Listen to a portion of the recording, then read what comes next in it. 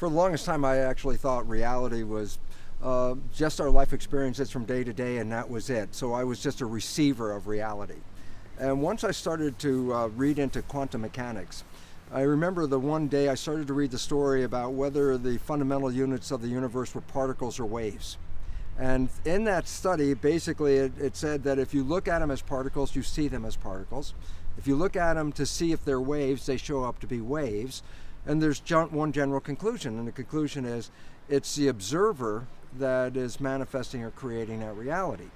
So I read that, and I read it over and over and over again, because I said, this is so profound, I got to get it.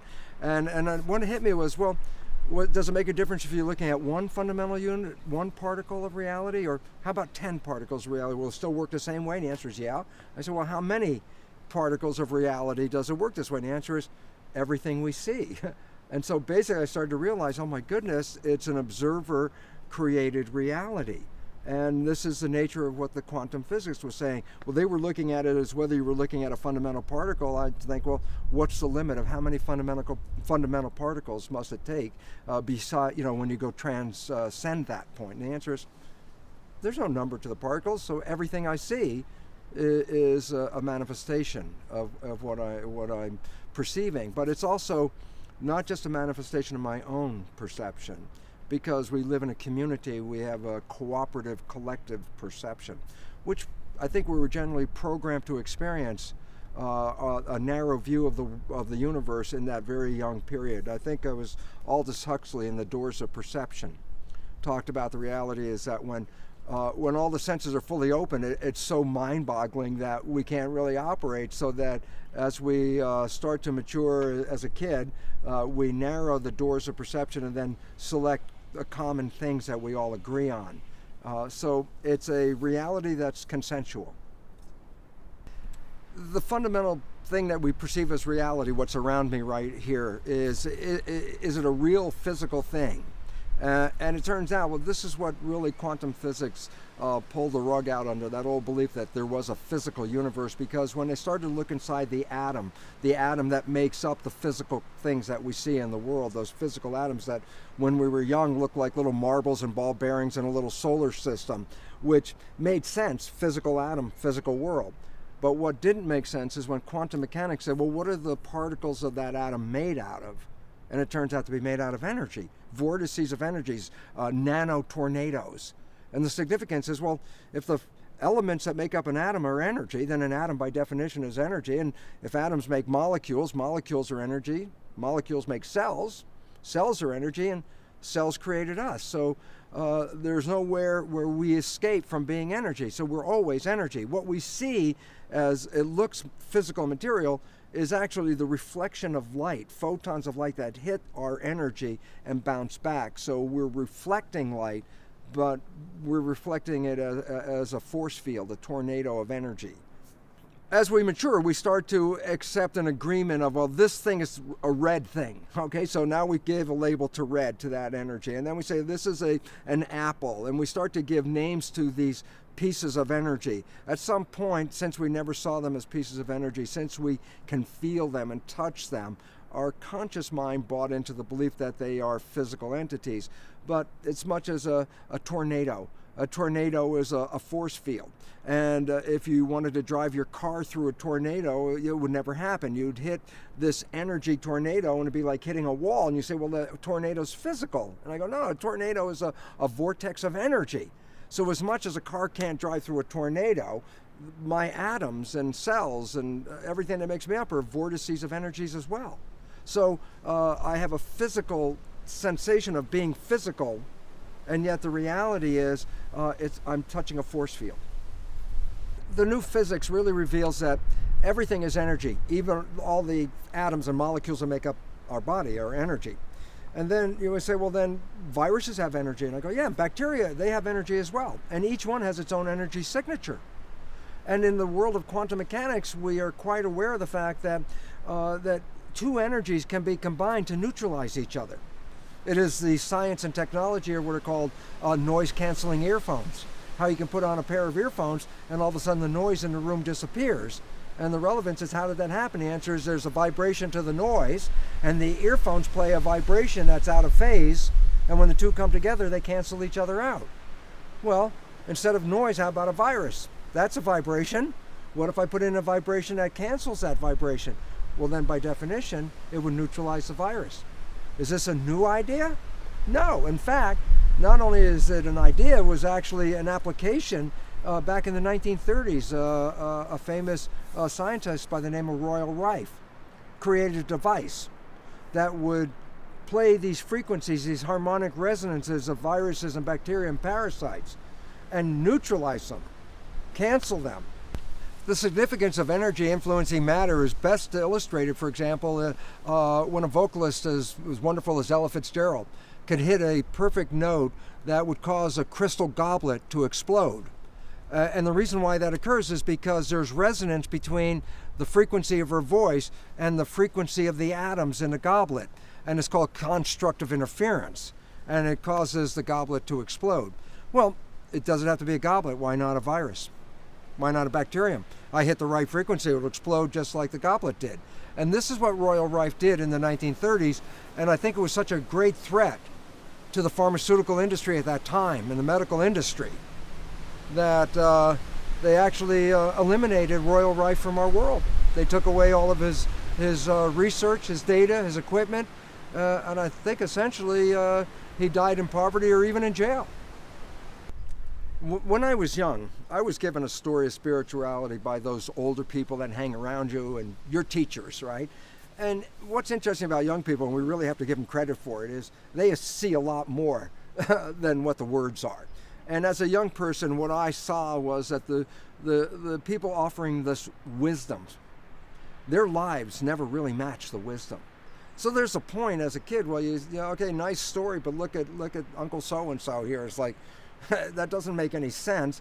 And so as a kid, I sort of devalued the concept of spirit as like, well, obviously it's a fictional thing because these people are living so out of that concept of spirit that it must not apply.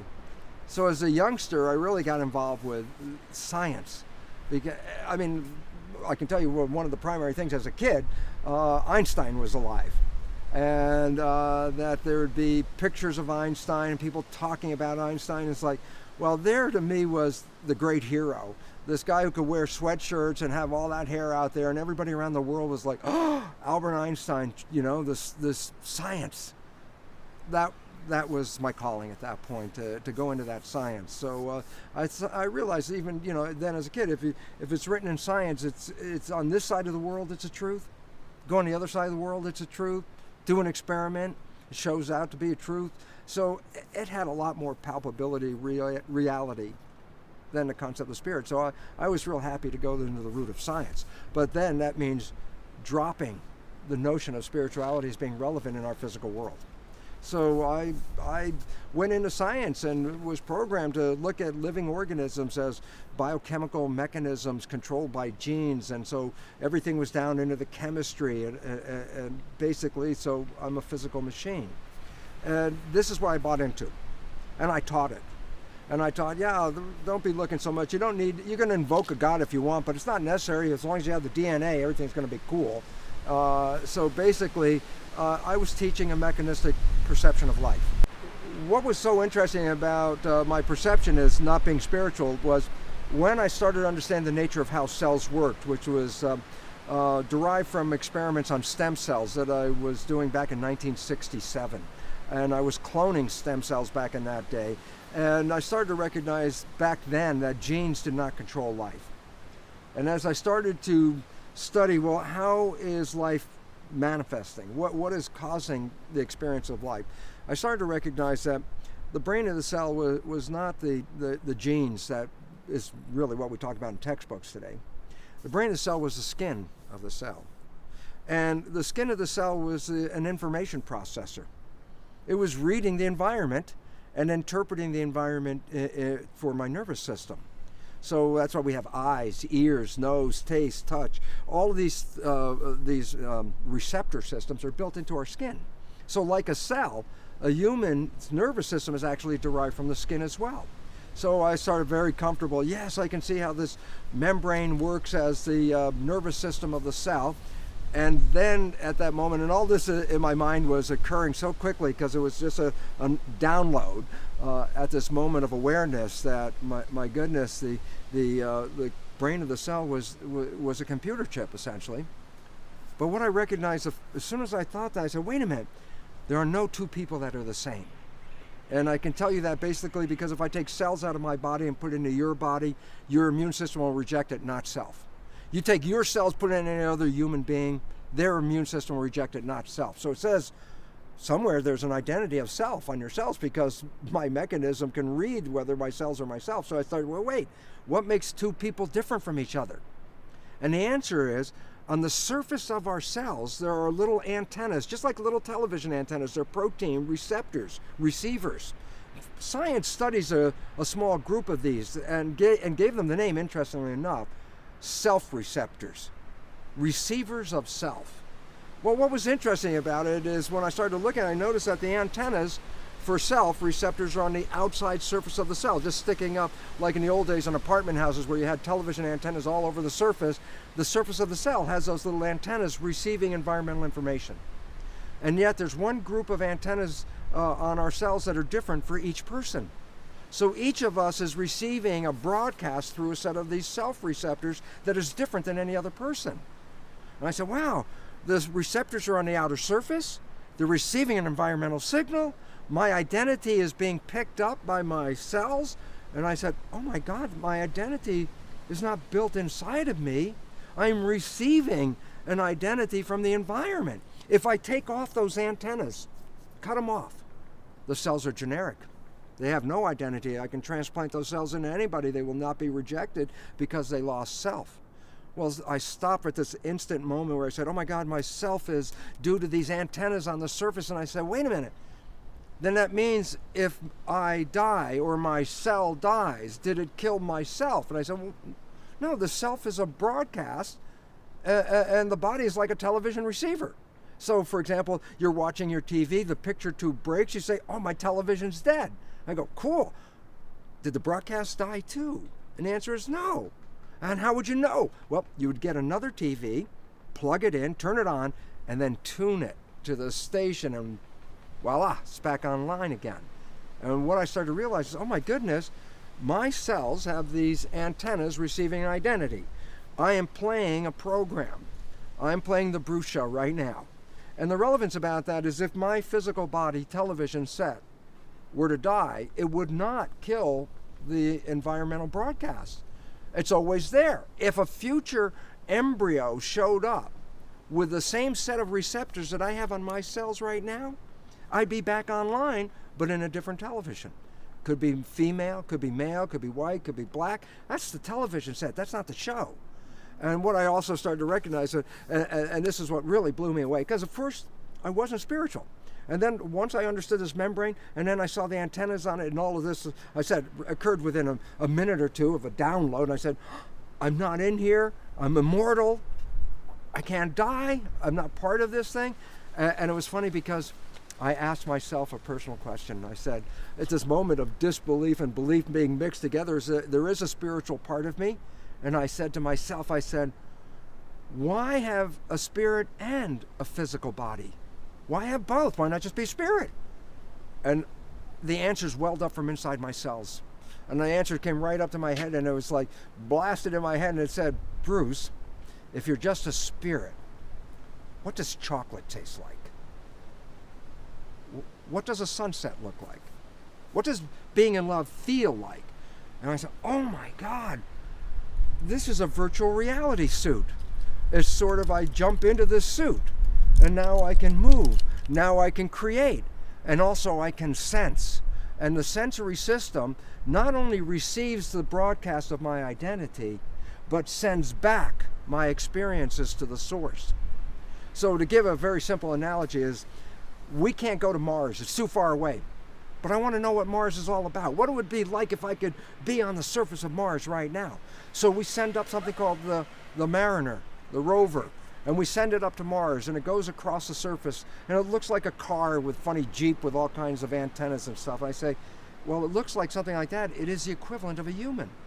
Why? Well, it has eyes to see. It has temperature sensors to read. It's got microphones to listen. It has the ability to sense the environment.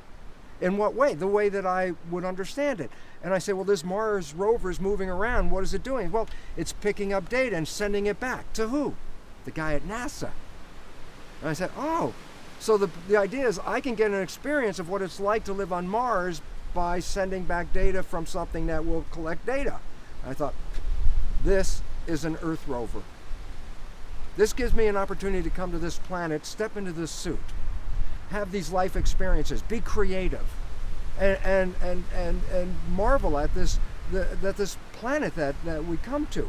And it's so funny because A, I started this whole thing not spiritual.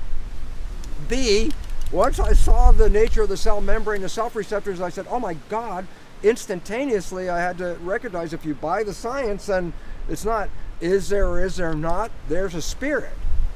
And then to recognize that my spirit's ability to come into here is to give me sensation, is to give me life experiences.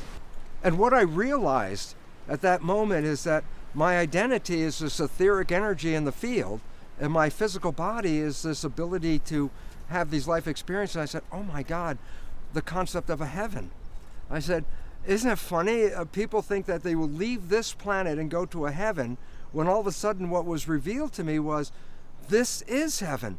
This is where you come and create. Now, of course, we could create wonderful, beautiful gardens and create wonderful things that humans have created, music, art, literature, all these wonderful things. And then you look around and you say, but what about the war and the violence and the crime and all that? And it's like, we're creating that as well. And the significance is we get collectively together as one living organism. All the people come together. A civilization becomes a one thing. Instead of individual people, we're creating a new organism called humanity.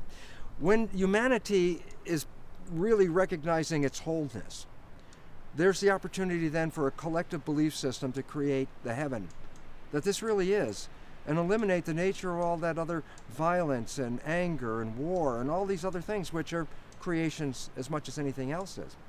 And so I get very excited because I know that we're on the threshold of an evolutionary leap here, where people all around the world are beginning to recognize the unity of humanity. That is the living organism. It's a superorganism, and it's in the process of being birthed at this time in our history, where people all around the world are recognizing the unity. And it's interesting because it was the internet, the nervous system, that was assembled to anchor and hold together 7 billion people. That was the last and most fundamental evolution of humanity to recognize its wholeness and its unity. The most important understanding about living organisms is that they have a very dynamic interaction with the environment. All organisms, in order to survive, have to read environmental cues: food, water, air, things like that. But we start to read more and more of the environment as evolution started to create greater awareness in each organism. So an amoeba has a totally very limited expression of what's going on in the environment. But as more and more cells came together and we started to create worms and clams, and the next thing were fish and amphibians, reptiles, birds, and mammals. So these are all communities of cells. And the significance about them is when they start to come together in this community, they have so much available awareness because of the ability to work together in harmony gave the nervous system an opportunity to expand its level of awareness. The more awareness you have, the more you see. And there was a point, I believe, in our evolution where we started to connect with a lot of invisible forces that are influencing the planet. Now, in the very beginning, the sun and moon are totally important in shaping the behavioral characteristics of organisms. We have a 12-hour day, 12-hour night cycle. We have a 28-day lunar cycle. All organisms that have evolved on this planet have evolved with that field, that information, as part of their world. But as organisms created a greater, more elaborate sensory nervous system, it was able to start to pick out finer pieces of information in the field. So all of a sudden I started to recognize our behavior is not just influenced by the moon and by the sun, but it's influenced by the other planets in the solar system as well, which then brought me to, oh my goodness, as much as we now know, when we have the antennas in the desert that read the sun, that we can turn on these antennas and tremendous information, radio waves are coming in from the sun. Organisms that evolved on this planet evolved in that field. So we started reading this field of information, and it's the planets that are like magnets, and they can shape and change those beams. And as you focus and defocus these beams, then you start to send information. So for a guy who was never spiritual, who believed in a gene mechanism and everything, some people think I'm totally weird that I've jumped off into this field, but it makes sense out of not just the ancient history, but the frontier science that we're seeing today is replicating the findings or the awareness that ancient people held. We are derived from the sun. And in fact, the ancient the peoples, the animists, such as the Native Americans, clearly said, where did life come from? Mother Earth and Father Sky. Our physical body came from the earth, our awareness comes from the sky. And so basically, the new physics of fields, the new physics of information coming from the solar system that we can record with our antennas is beginning to tell us that we are being shaped by a field around us. And this is the nature of the new biology, that organisms respond to the field and adjust their biology to match or complement that field. It's not just a physical field as our conventional biology has told us, because ever since 1925, quantum physicists said, yes, there's a physical field that we perceive, it's still all energy, but there's a bigger energy called the field. And I love it because I say, well, what's the definition for physicists of this energy called the field? And they say, well, it's invisible moving forces that shape the physical world.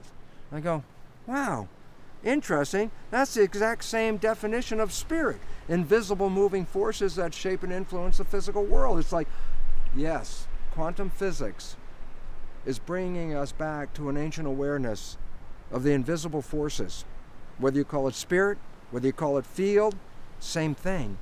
And what physicists will tell us about the field is that it is the primary governing agency of the particle. You say, okay, well, Bruce, what are you talking about? I go, particles are the physical reality.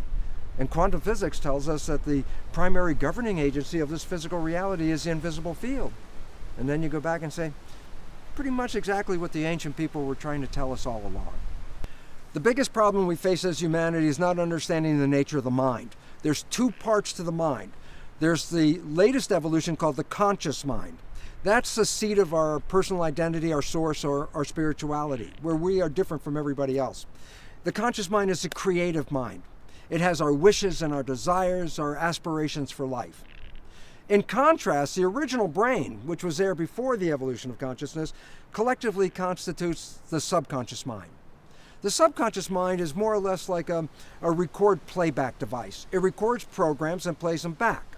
And so our life experiences, the things that we learn, the things that become habits, are stored in the subconscious mind. What's unique about it is you just push the button and the tape will play without you even thinking about it.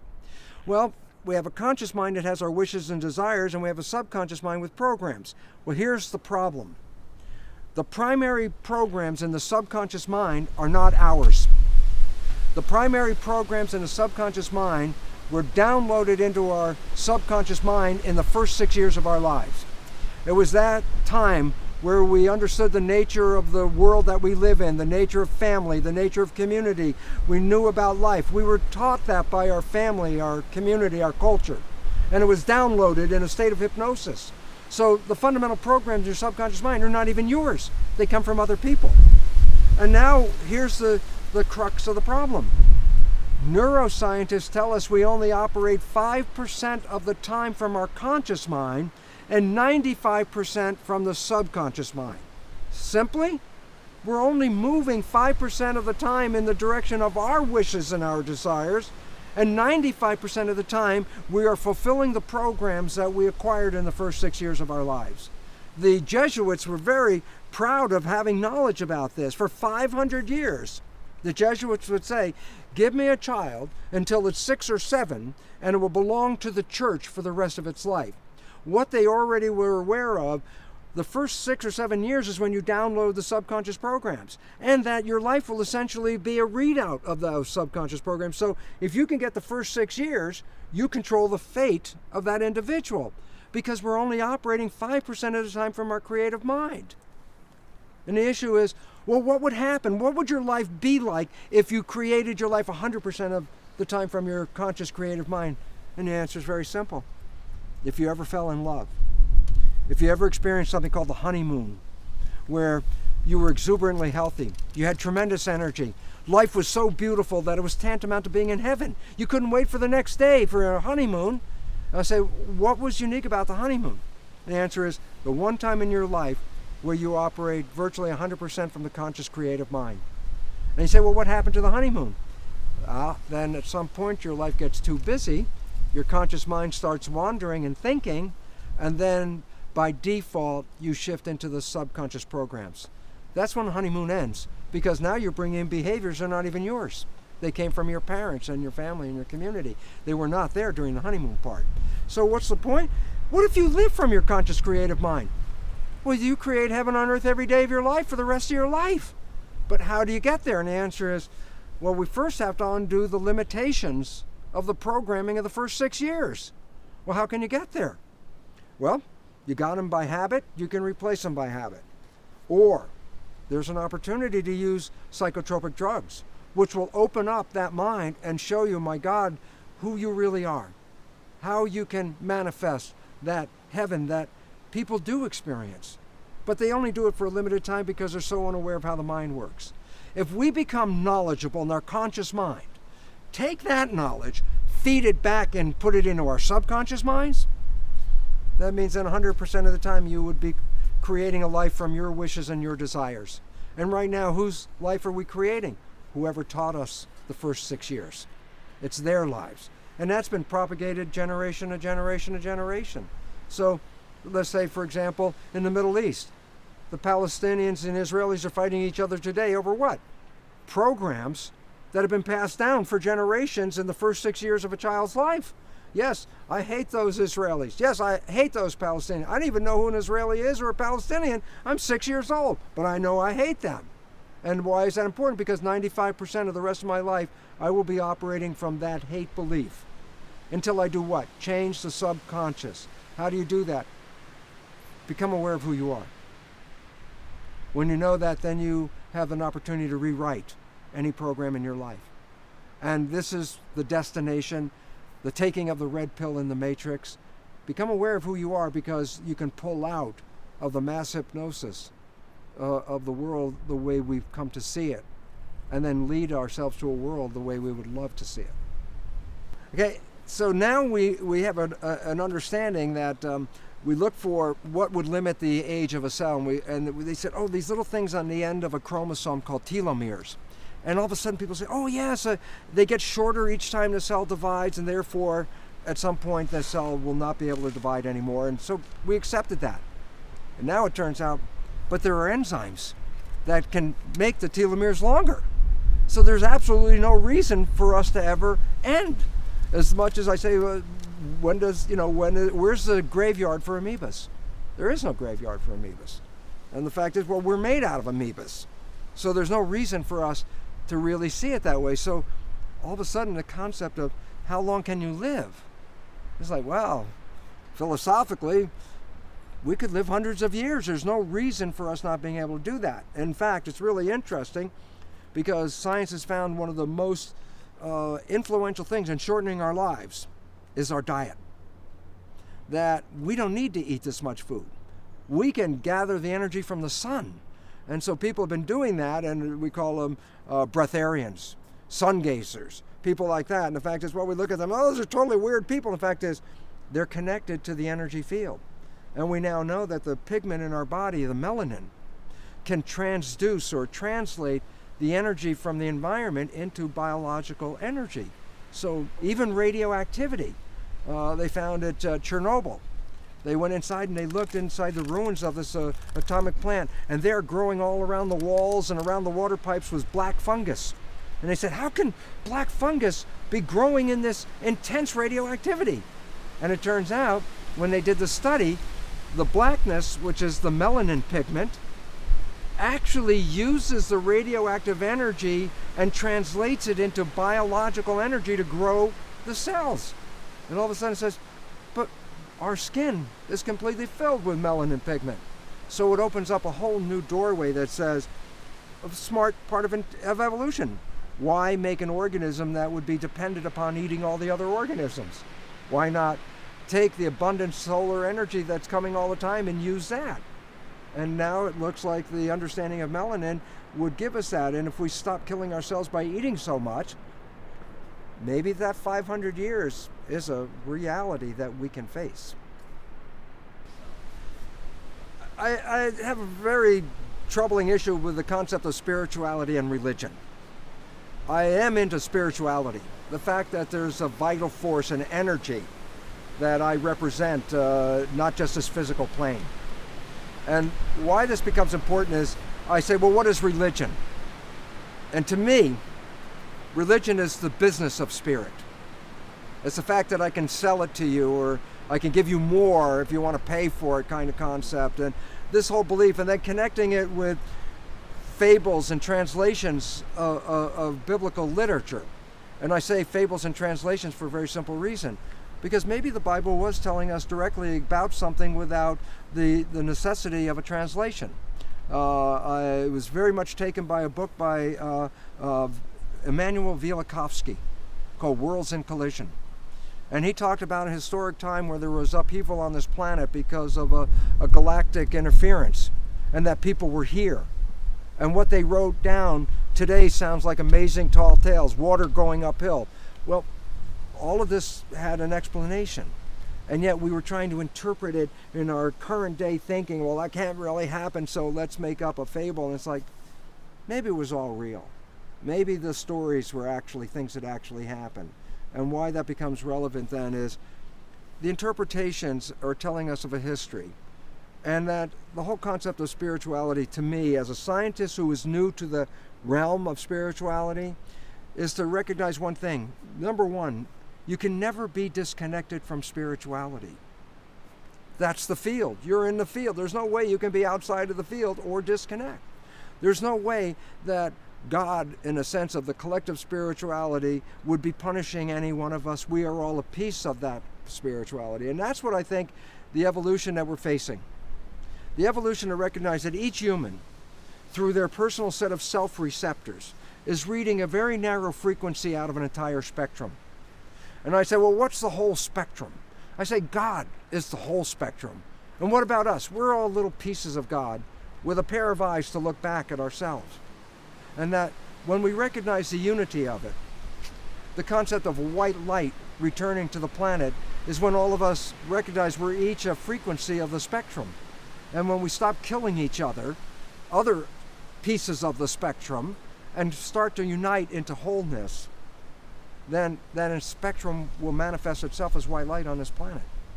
And so I defer from the religious connotations of today. I would love to take the science of today and the ancient spirituality of the animists, such as the Native Americans and the earlier people, and recognize this is where we're coming to in the world today. The past and the current moment coming together to allow us to create the future, which is available for all of us. And everybody, so you know. I believe that the legalization of these psychotropic drugs, which are not like heroin and morphine and those kind of addictive agents like this. These are mind-expanding drugs, and it's very interesting if you ever have an opportunity to look in the pharmacological textbooks and look up the experience of, let's say, magic mushrooms. There's no negative consequence to taking psilocybin. In fact, it has a universal character of bringing a oneness to individuals and centering people and giving them a much bigger, healthier vision of life. And that's in the pharmacology book. So the issue is, what would be the consequence? Why would we make these things illegal? Why would we keep them out of the hands of the public? And the answer, I would believe, is totally, as many people see, is that if you offer everybody this awareness, then your indebtedness to an organization, such as the church, which is a business, you wouldn't need to buy into that. It would be like the Gnostics. Go back to the fact that you are directly connected to God. You don't need any intermediate between you and God to do this. And you're considering the wealth of an organization that found itself to be between us and our spirituality, was designed to take away something we already had. And that if you can get it back without them, the whole business plan is shot. And so basically I really see is the limitation of giving people awareness is that we will come out of the hypnosis that we find ourselves in today. We are truly, in a biological sense, living the movie The Matrix. And taking something like LSD, psilocybin, ayahuasca would be tantamount to taking the red pill. It would wake you up and take you out of the system. And if you come out of the system cannot sustain itself. So I see every bit of intention to keep us indebted and using our spirituality for ransom. Any drug that you take, if it works because it matches what we call a receptor on a cell that can read that drug. The concept that God created or biology created all these receptors waiting for us to take a magic mushroom makes no sense in the world. The receptors are there because we have access to these receptors ourselves through our own processing. Now, the processing may involve a lot of cleansing, a lot of shamanistic kind of work of healing yourself to get into the point where your own natural chemistry, which is what the drugs mimic. They're mimicking a chemistry you already have. Otherwise, you wouldn't have that receptor. And so if you can get those chemicals in your own system to work, you would have the same experiences not taking the drug. And you say, well, how do you get those things to work? Well, this is what we found, that over history, and especially the effort that it takes us to get back in, to cleanse ourselves of our thoughts, cleanse our biology to ascend, to get into a ready state to receive this information. It's a lot of work for a lot of people. And you say, well, then it's like cheating if you take LSD or something like that. And I go, no, because you need to touch the experience to know the reality of the experience. And whatever way it takes to touch it, that's great. Because once you touch it and once you own it, then you know it's there. Then you have something to work with, something of substance that is real. So having the experiences is when you know it's real, and it's not just for your own self, because we find that it's a communal experience. It's not just one individual having this. No matter which part of the world you come from, you'll go to the same place. So what's the chance of that being an accident? And this is really an important point for us to understand. And what's also very important is this.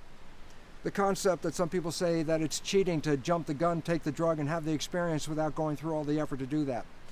Well, it's a time of change right now. It's a time of evolution. We don't have a lot of time left. Science has already told us we're on a very short time scale to our own extinction.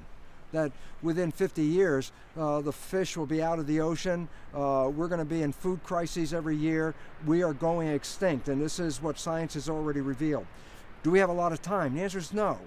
So the significance is anything that we can use at this point to jump the gun, to prime the pump, to get us to move into the next level of evolution should be welcomed, encouraged, and supported by everyone. Because until we change our mind and our behaviors that we've acquired up to this point, and those are the beliefs that are leading us to the extinction. We have to get rid of these old beliefs and gravitate to a much more realistic belief of who we really are. We are creators of this planet. We are having this collective experience and we're manifesting it. And whatever way it takes, and the faster you can get there for me is great. Whatever it takes, whether you do the drug or whether you do the meditation exercises or whatever way, I don't really care. It's getting to the end point, because it's the end point that is the salvation for human civilization. For me, it's a very interesting not making sense situation in regard to religion. Especially like in religion where they deny pleasure, they deny sexuality, and make this somewhat of a sin. In a biological world, this is a natural process. And what we've taken as natural processes and made them not just unnatural, but actually illegal and unnatural, or creating of sin. For me, the biggest joke is this. It took 1,000,000 years of evolution to create a sensory system that could tell you when you're doing something right because it feels good, or when you're doing something wrong because it hurts not to do it. And then to end up with a civilization that says, well, when it feels good, don't do it. And sort of like, well, that's 1,000,000 years of evolution that said that's where you should go. So basically what I started to recognize is we live in a world of manipulation. We live in a world where we see people that are very powerful and people that have no power. And what I recognize from my biology is a fundamental truth. We are all equally powerful people on this planet. We're all equally powerful in our creative ability. And you say, well, if we're all equally powerful, how did those people get more powerful and I'm not so powerful? And the answer is this: they didn't get more powerful. They took away our power. And this is a time where it's necessary to recover your power. It's necessary to identify who you really are, that you are a piece of God, and that you are a creator, and that we have an option. You can create a garden, or you can create hell. And it's a decision point now. And to do this, there was a wonderful quote from Albert Einstein. It says, you cannot solve the problems with the same thinking that created the problems. The belief systems of our religious institutions, our academic institutions, our healthcare institutions, our economics institutions, all these beliefs have brought us to this moment of crisis where we are now in the sixth mass extinction. And what Einstein suggested and what we're seeing is these old institutions have held us back and are actually creating the crisis of our own extinction. And therefore, the evolution that's in front of us says new beliefs, new wisdom, new awareness of life is the only way out of the problems that we face right now. And the most important thing is the expansion of awareness, the expansion of consciousness to truly let us know how powerful we really are. We are not the weak, frail individuals we've been programmed to be. And it's interesting, not having been brought up in a spiritual tradition, go back to the words of Jesus himself without the other people's interpretations. He said, you can heal yourself with your belief. You can do all the miracles that I do, but you don't believe it. And it's as simple as that. And then you say, well, then why do we have so much trouble? And I tell you very simply this, an old awareness. Knowledge is power. Lack of knowledge is lack of power. We have been controlled by a few that over the centuries have taken away knowledge from us. And we find ourselves in a very disempowered state. And it's very interesting because the knowledge they took away from us is the same knowledge that comes through the psychotropic drugs. It's the knowledge of you are much greater than this physical body. And when people get this knowledge back and return the power back to the individual, that is the time when I see the evolution of humanity, the evolution of the superorganism that will not just sustain us, but a superorganism that will be able to thrive into the future. But it will do so only with a new knowledge, which is actually the ancient knowledge in a new scientific form. We're now so aware of energy, not just as thought processes, but energy as our body and energy as healing. And yet, we're still locked in a pharmaceutical, physical, chemical world. And the issue is, well, how come the new science isn't out? Because it doesn't support the interests of the corporation that controls us. And this applies to whether it's the pharmaceutical industry or the religious industry.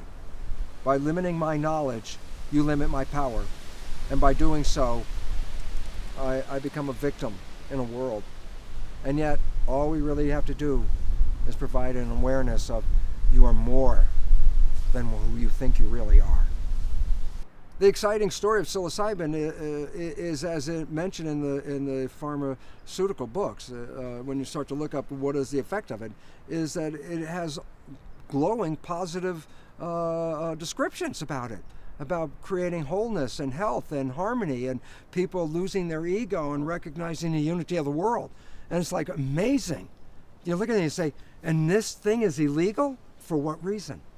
And the only reason that I can see is that people will become too aware. And when you have that knowledge and awareness, people cannot be controlled. And we live in a world where few people control masses of people. And by manipulating that, have created a world for them, but not for us. And yet what's happening right now is this evolution. Every one of us is beginning to wake up.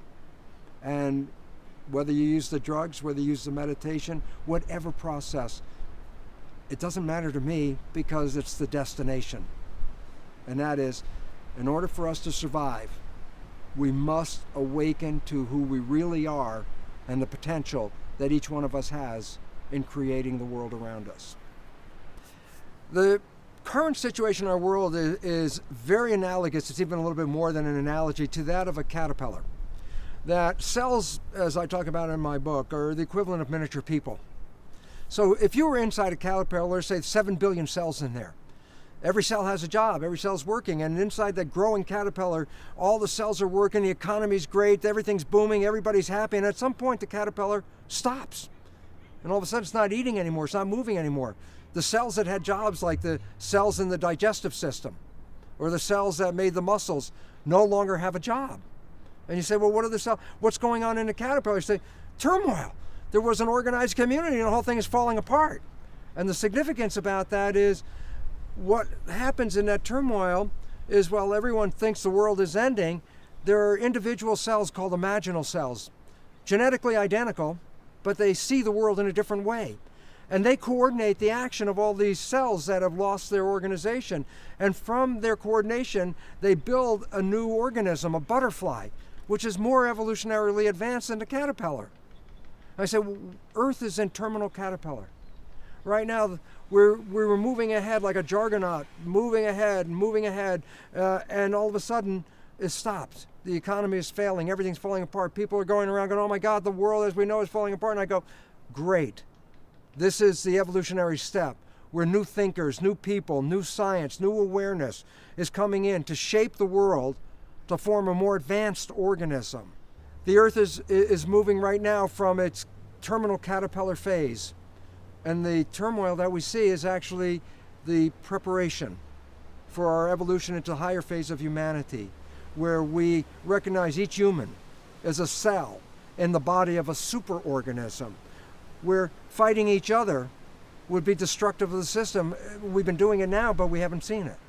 But when we recognize if we're all part of the same organism, when cells fight each other, when our bodies, when that happens, it's called autoimmune disease, self-destruction. And right now, if I was taking the pulse of civilization, I'd say, geez, I think there's a problem. Civilization is facing an autoimmune disease. And yet the reality is it's the awareness of who we are that is the healing agent. And we start to recognize this is all moving in a purposeful direction to a better end. We'll see an evolution on here that'll be so grand. This is the most exciting time to be alive on this planet, because we are at the threshold of an opportunity to seeing the future of human civilization. Bravo. All right, we're ending. That was awesome, Bruce. All right. Great. Thank you, muses. Thank you. Yeah. Muses in the backyard. Don't move.